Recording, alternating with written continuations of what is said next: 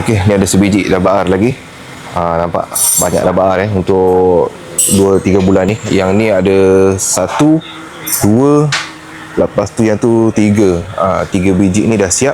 Sekarang ada lagi 3 biji lagi in progress. Jadi kita cerita pasal motor ni dulu. Motor ni masa dia datang pun dengan cover set macam ni juga, warna rim macam ni juga, cuma dia agak lusuh lah. Part-part lain memang lusuh teruk lah. Keadaan exhaust dia agak buruk. Sebelum-sebelum ni swing arm dia memang buruk, karat habis.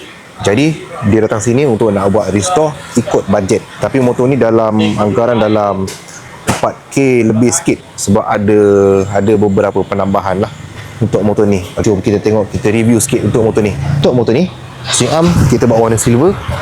Lepas tu rim kita tak usik, owner memang nak kekalkan dengan warna ni.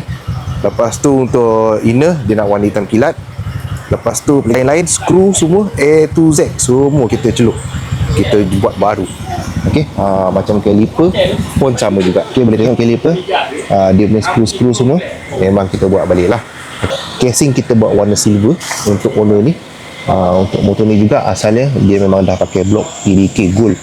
Okey, memang cun-cun, handsome, memang kemas. Untuk inner ni, dashboard kita buat warna hitam kilat. Dia punya handle ni kita ikut warna ori lah. Dekat sini dia silver matte, sebelah sini dia kilat. Satu lagi dia punya master pump pun kita restore juga.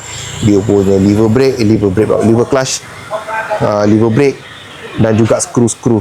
Untuk skru-skru semua satu cover set, semua kita ganti yang baru, full ori. Ni skru baru bukan celup. Sebabnya dekat motor ni ada beberapa skru yang dah rojak-rojak. Okey, ni bahagian depan pula, korang boleh tengok. Ini dia punya caliper pun kita buat juga. Fork dia kita buatkan warna silver lah. Kalau korang tengok kat sini memang handsome gila. Motor dia warna macam ni, condition macam ni, memang handsome teruk. Main warna silver dengan warna hitam.